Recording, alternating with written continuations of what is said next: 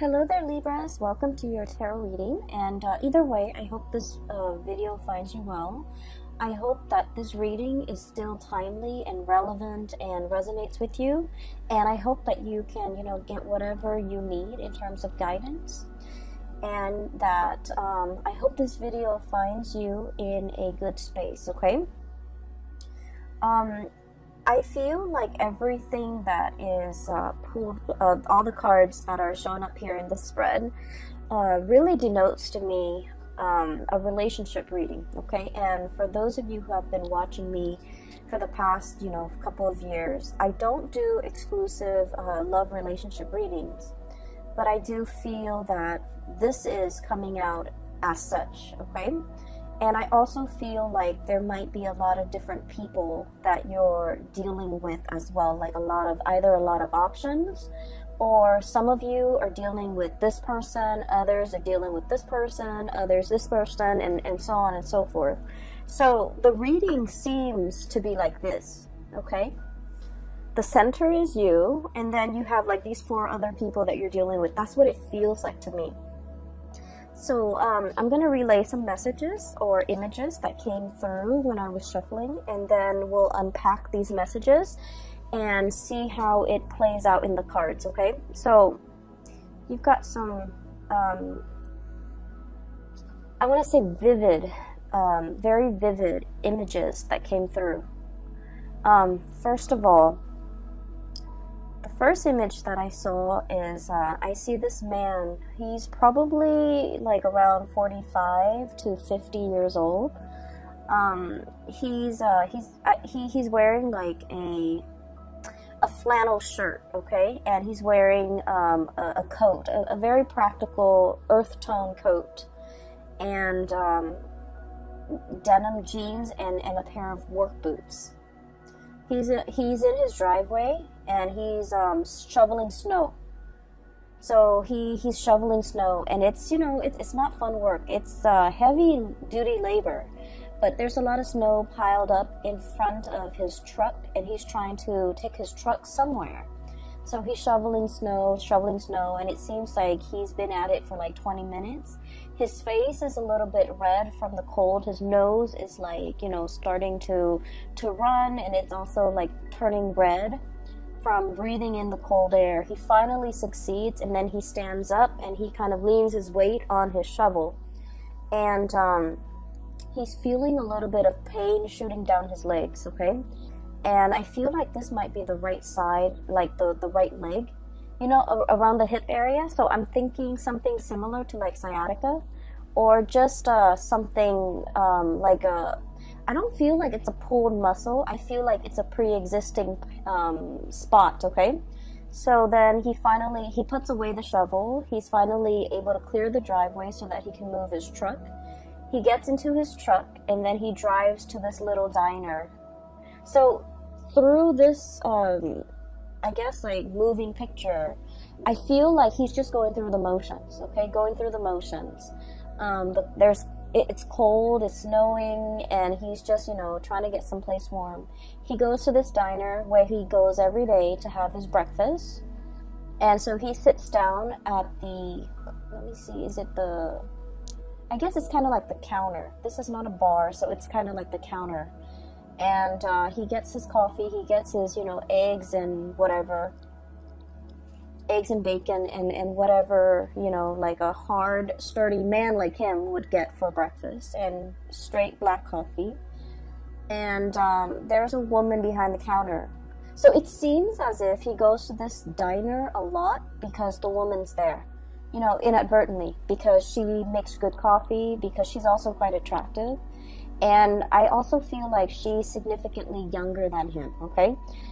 By significantly younger, I would say 10 years or more younger than this man, okay? She's pretty, and she's young, and she's really just bubbly, and she's like everything that you could hope for, when you have a gray day and she's serving you food, okay? So she's behind the counter, and she was just like, I saw you kind of limping when you walked up in here. What's going on?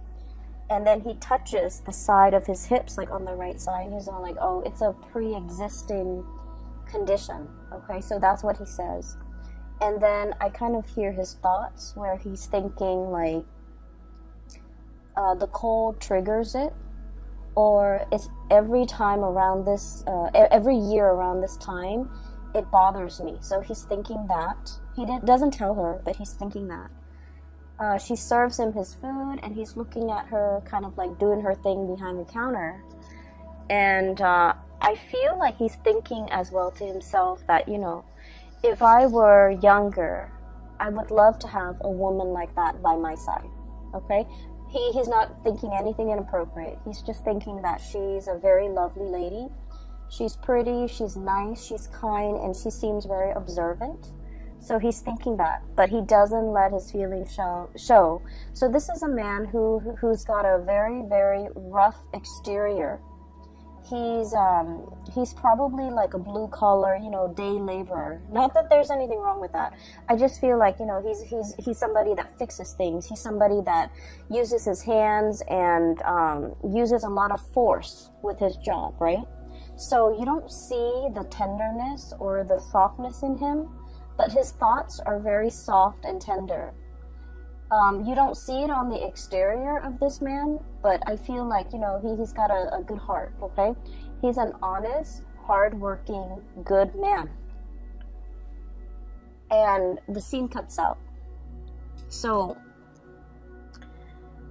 what I was seeing here is, I feel like for some of you, you might be the waitress or the hostess or the person working behind the counter. Okay? You might be in a position where a lot of people that you normally might not consider your type are kind of secretly admiring you from afar. And this kind of harkens back to the Aries reading that I did, where Aries, they have a lot of admirers and a lot of suitors, but the suitors are kind of looking at Aries like they want to have a screaming good time with Aries. But I feel like your admirers are thinking like you're a really good person, you're a really good man, or you're a really good woman, and they wish they could find a really good man or a really good woman like you. They see the gentle way in which you deal with people. They see the friendly way and the ease in which you have conversations with others. They see the ease in which you're able to smile and make people feel at ease.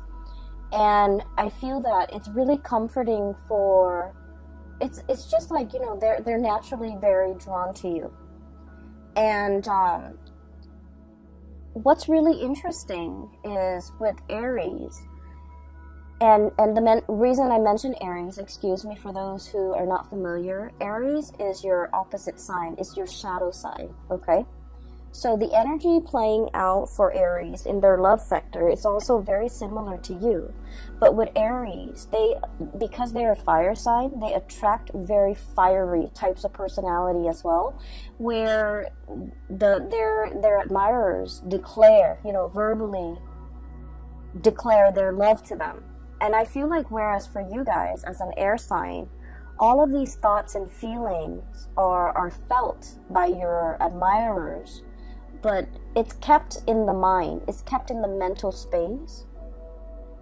Does that make sense? I hope that makes sense. And I just feel like if you find yourself in a situation where somebody keeps crossing paths with you, I don't think it's an accident. I think that they're purposely,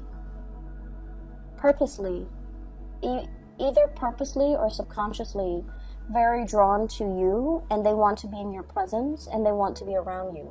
So it's not just, you know, serendipity or like, oh, coincidence.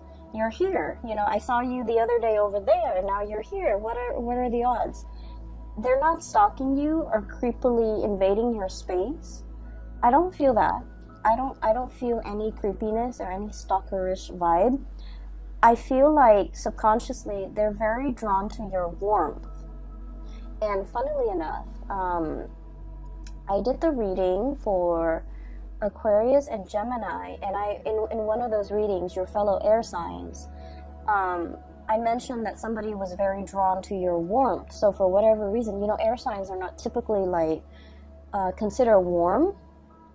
No offense, we're not considered warm. We're considered friendly and easy, and you know, easy to talk to, but not super warm the way that a water sign would be. But for some reason, I mentioned, I think it was the Aquarius reading, that people find them very warm. So there's something happening in the month of December. It's bringing out your caring, nurturing, warm side, and it's making it very visible. But I digress. Either way, I'm going back to this image, and there's another message that came through, so let me relay that before I forget. This man is a habitual, like, patron of this diner, okay? So he might have started going there before the waitress or the hostess works there. Or he might have started going, so I don't know the ins and outs of that. But I just feel like he props himself right by the counter under the guise of, you know, it being convenient because he's there by himself. But because he enjoys chatting with and looking at this woman. And so I feel like, you know, it's not a coincidence. If you keep seeing somebody mulling around or in your vicinity, or like you constantly run into them, I feel that they're energetically thinking about you and drawn to you and admiring you. And I also feel like they're definitely interested, but the way in which they show their affection, they might be a little bit rough around the edges. They might not feel like they're good enough for you, or they might not feel like they're your type, okay? They might not feel like they might not feel like the feelings are mutual from your end, and so they never say anything, okay? So that's just what I saw first. So for those who are single, you know, give people a chance, because I'm seeing here there might be a really good man or a very good woman in your environment that would be a very suitable relationship partner for you. Not only that, for those of you who are looking for like a serious partner, somebody you want to spend the rest of your life with, I feel like there's somebody here that wants to go the distance, you know? They'd rather be single than be in the wrong relationship, right? So it's not someone who's desperate for a relationship. They know themselves.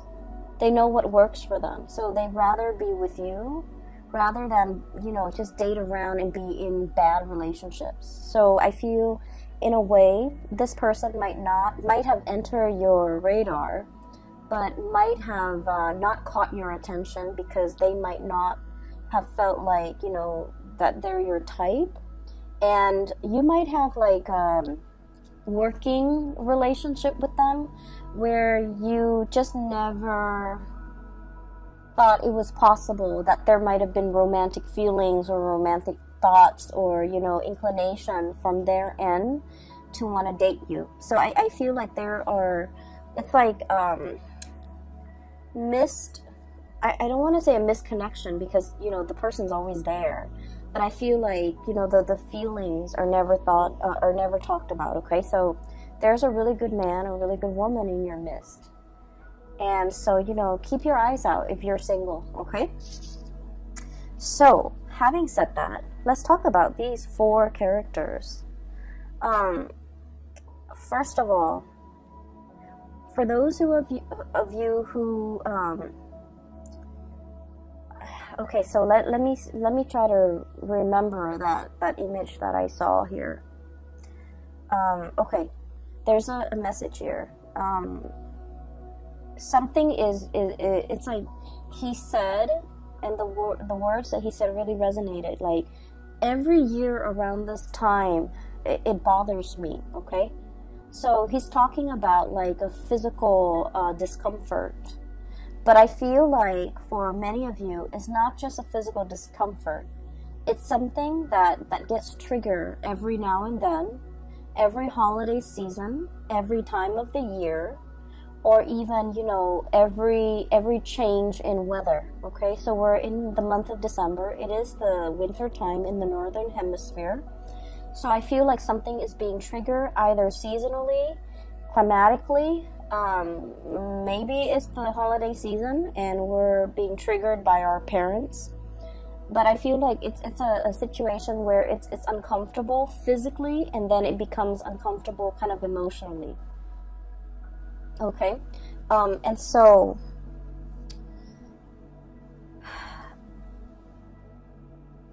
I do feel like there might be a lot of squabbling between you and a significant other over something that gets triggered every year around this time. For some of you, this could have to do with, the blending of the family, co-parenting. Do we send the kids to this place or do we send the kids to the other place? If you're in like blended family, that also becomes a source of contention. Do I take my kids or do my ex get to keep the kids for these major holidays? Do I spend, time with my new wife, my new husband and their kids? Or do I spend my holidays with my ex and my child with the ex? So it's like complicated, okay? Things are complicated. And so I feel like something is recurring. And then I also feel for many of you, the message that I'm getting here is just because there is conflict amongst people, it doesn't mean that the love is not there. Does that make sense?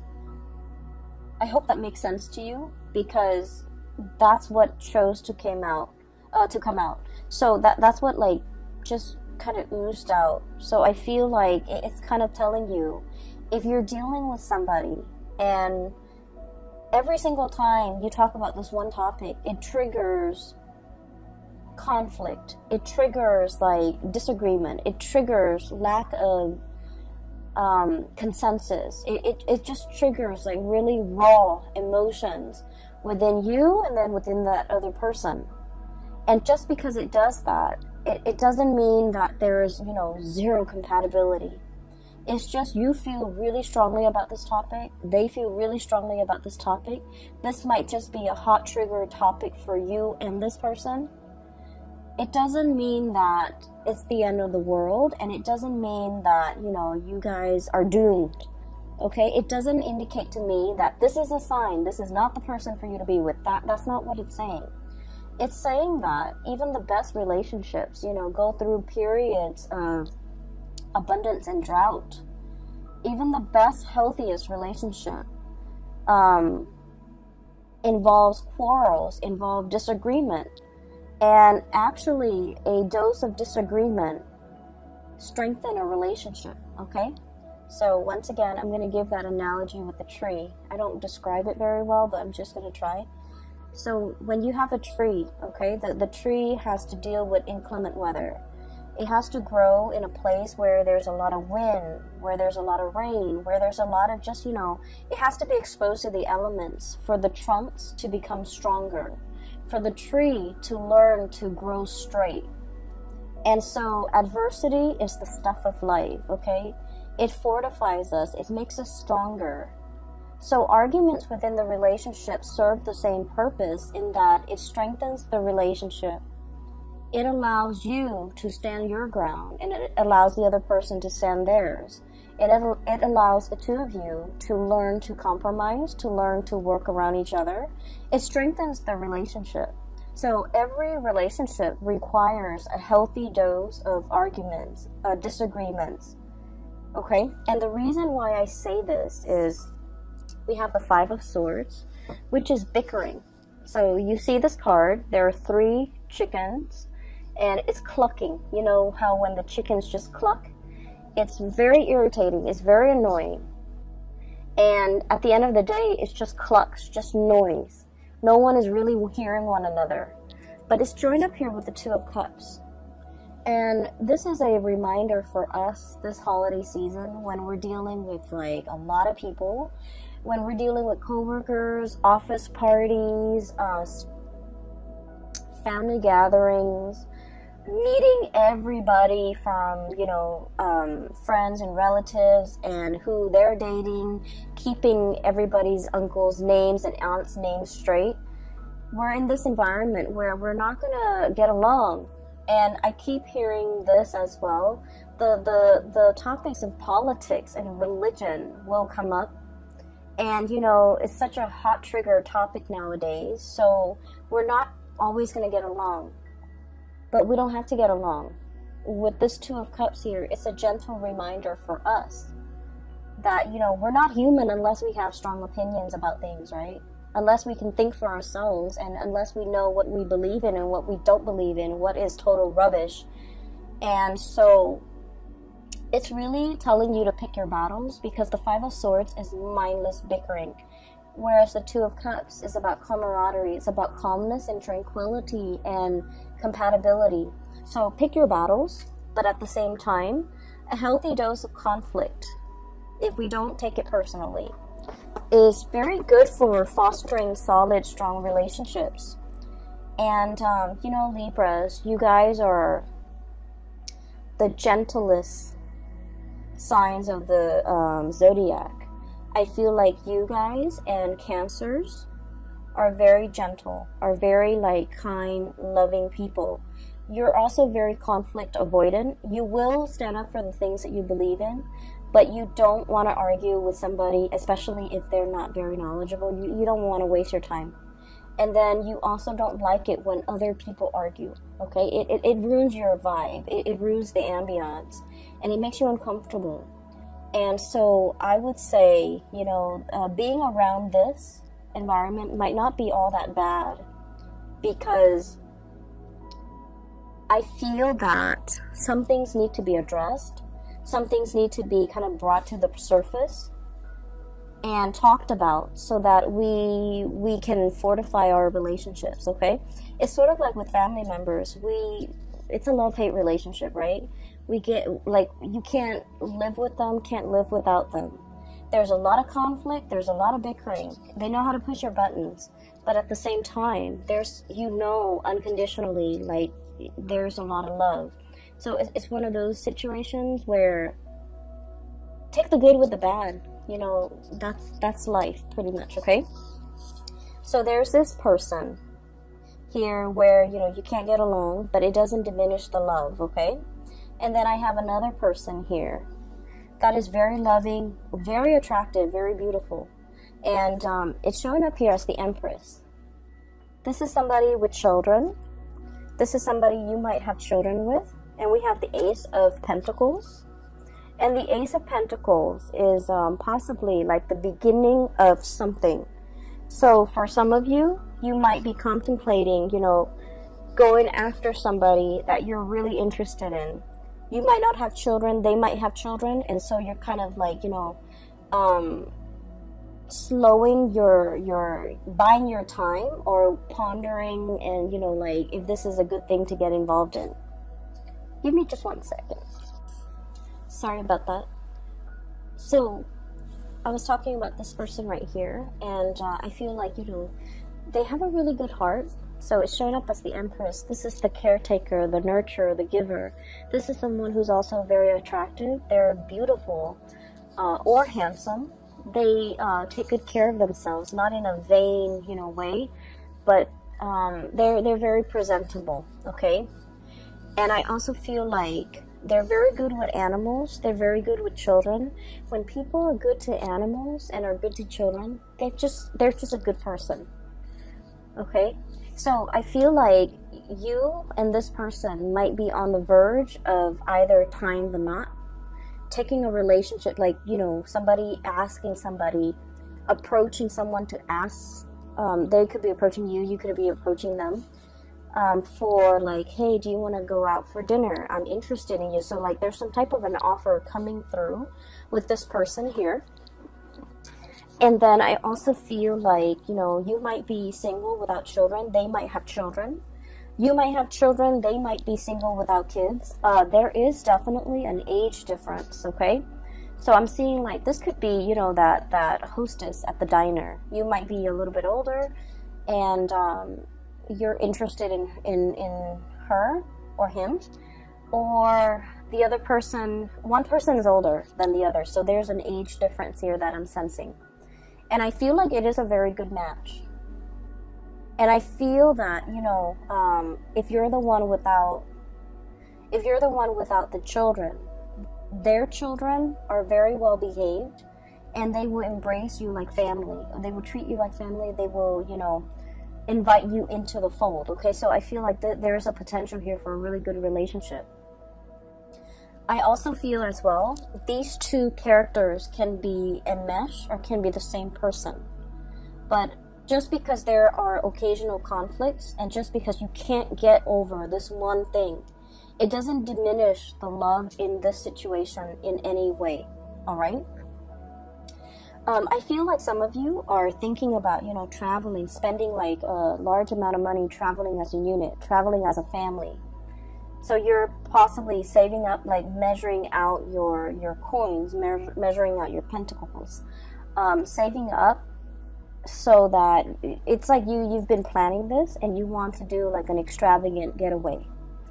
And I also feel like you might be doing this with your whole family, with siblings, brothers, sisters, mom, dad, grandparents even. Like it's an extravagant type of a trip, a get-together, a getaway. And I feel that it's going to be picture perfect, okay? I have here the Ten of Pentacles, generational wealth. It's resting on top of the Justice card. So I feel like, you know, generosity, everything will be balanced out if there has been squabbling.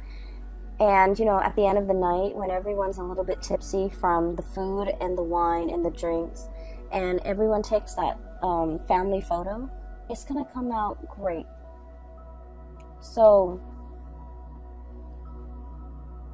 I see a lot of togetherness, a lot of, you know, camaraderie, and just a tremendous amount of love here coming through from this spread.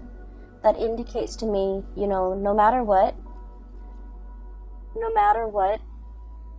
it's going to be fine. And so, what I also feel as well, when I saw that man kind of talking about, you know, every time around every year around this time, it bothers me. I'm getting an image of snow, okay, like the cold, the snow. It could even be the month of December. Something happened last year around the month of December where somebody exited the picture. I feel like somebody exited the picture. And then this month in December, I feel like they might have also exited the picture, and you're missing this person. For some of you, this could be a fire sign, a Sagittarius, an Aries, or a Leo. We have the King of Pentacles. I'm sorry, the King of Wands. So this is the fire sign. Sagittarius, Aries, or Leo, and the Five of Pentacles. Leaving the picture, left out in the cold, there might not have been a lot of communication between you and this person.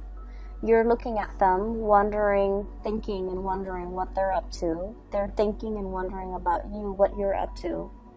For many of you, this is like a relationship that never got off the ground. Misconnections. I feel like the other person had to do something to get their career or their work in order. I also feel like you had things in your life that was preventing you from being in a relationship with this person. Okay? And I do sense for many of you, you might be in another relationship and you admire this person. I feel like the feelings are very mutual. You like them, they like you. But for whatever reason, they were going off to pursue their career. You might have been in another relationship and you couldn't be with them. So the feelings are felt, but I feel like out of the sense of responsibility and morality and ethics, nobody did anything because because they didn't want you to stray. You also didn't want to stray. And so there was like a missed opportunity here. And I feel like, you know, there's a thing here about timing and seasons and December. So whatever happened, you know, last December, it's bringing back the same sense of abandonment, the same sense of nostalgia, the same sense of lack, and the same sense of like lacking communication, you know, lacking in communication, not wanting to be on the outs with this person anymore, being a little bit as well, I want to say like, it's stirring up a pain, okay? It's stirring up like a discomfort, a pain. And you wish that it wasn't there. You wish that it wasn't there. You wish that you could find a way to, you know, it's like, it's a recurring thing. So like it comes back in very unexpected ways. There might be symptoms, there might be things that trigger it, there might be, you know, communication from the person, or even thinking about this person, or thinking about the time you spent with this person in December last year, in December this year. So there's an element here about, you know, cycles, something being very cyclical. It's recurring, it's coming back.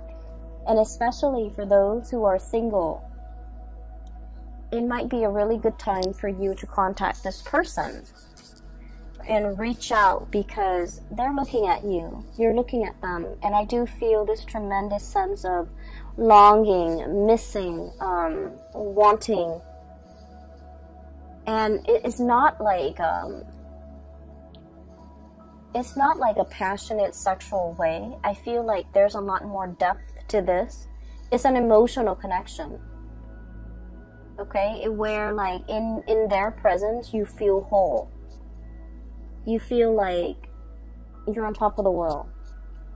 And so if you're single and if you want to reach out, it is a really good time for you to reach out, because I feel like they're looking at you and they're wondering what you're up to. And so a hello would go a long way, okay? I'm also feeling as well, for some of you, you might be in a relationship, or somebody might be in a relationship and they're admiring you. They're not doing anything about it, but there's also this tremendous sense of passion. Ace of Wands, okay? New beginnings, a newness, like a spark. Just imagine you're in like a dark cave and you can't see what's ahead. You can't see what's behind you. It's dark. It's a little bit damp. You're not able to perceive like where you're going. And then all of a sudden, there's a match, and then a spark, and then a torch, okay? And it brings light, and it brings visibility to this dank and dark cave. That's what this card represents. It's like, I once was lost, and now I can find my way. Now I can see. That's what it feels like to me. Because there's a spark of passion here that somebody is coming in, igniting in your life, or you are coming in igniting this spark in somebody else's life. And once we have been ignited, you know, matches are like single use, right? So it denotes to me this is like a once in a lifetime, or this is like something that is very extraordinary, something that is very unique, something that comes once in a lifetime, something that brings us, you know, into a new sense of being. And so I feel like the presence that you have in somebody's life, whether or not you are aware of it, it is very transformative. And keep in mind, it is single use. So it's like they can't find another one like you. You can't find another one like them. And without this person's presence in the picture, life is just not the same. And so if you're dealing with this energy and you're not really sure what you should do, I would say, you know, the month of December is about closure. It's the last month of the year. And so it's a really good time for us to tie up loose ends. It's a really good time for us to kind of like, so it's like you're hitting the end, right? So you can't really procrastinate anymore. So it would benefit everybody, I feel. Wrap up loose ends. Say what needs to be said. Don't carry it. Don't carry the energy into the next year. Don't carry the regrets. Don't carry the, I wish I could have reached out. I wish, we could have been communicating. I wish I could spend the holidays with this person. I wish I could see this person. We don't want any of that lingering into the new year, the 2020 time frame. So there's a lot of opportunities here, and there's just like undercurrent. There are a lot of different stories that are coming through. And the undercurrent is constantly, there's a lot of emotions, there's a lot of love, there's a lot of reciprocity here with this major arcana, the Justice card. And so everything that's on top is like the facade. The waters run really deep. The spiritual connection, the emotional connection, the love, the consideration, the kindness that emanates from the other person to you and you to them, vice versa. It's in a very human, caring way. And so I feel like whatever it is, don't leave things unsaid. Don't leave things unfinished. Wrap up loose ends. Complete them. And decide for yourself what is worth, who is worth bringing into the future with you. Because you have a lot of loose ends, it seems. And we want a new start for 2020, okay? So the last card that I want to look at here is the Queen of Pentacles. And I mentioned before, I feel like some of you might be in a relationship and you're like physically very attracted to another person outside the relationship. I feel like somebody who might also be in a relationship that you're very attracted to is attracted to you. And I see this sense of like somebody, both of you, you and the other person, are very aware of that there might be obstacles, and you guys are not acting on it because you want to, do things the right way. You don't want to infringe upon their home life. They don't want to infringe upon yours. You don't want to be the other woman, the other man. They don't want to be the other woman or the other man, or even put you in that situation. So this is a situation that's very exalted, because I feel like, two people foregoing their lust for one another out of respect for one another, out of respect for the sanctity of marriage, out of respect for like the spouse or the woman or the spouse, the wife or the husband. So it's like, I can admire you from afar, and we can care about each other, but we're not going to act on it. So that's very admirable, and that's very honorable, and I feel like it's coming through from your end and from the other person's end. Okay, so wrap up loose ends. Okay, do what you have always wanted to do, and speak from the heart. When you speak from the heart, people listen. Try that next time. I'm going to leave it at that, Libras, and I hope this reading resonates. I hope it is helpful for you, and I wish you all the best. Okay, have a wonderful time with your loved ones and your family and the people that matter. And I wish you all a blessed new 2020. Okay, take care of yourself.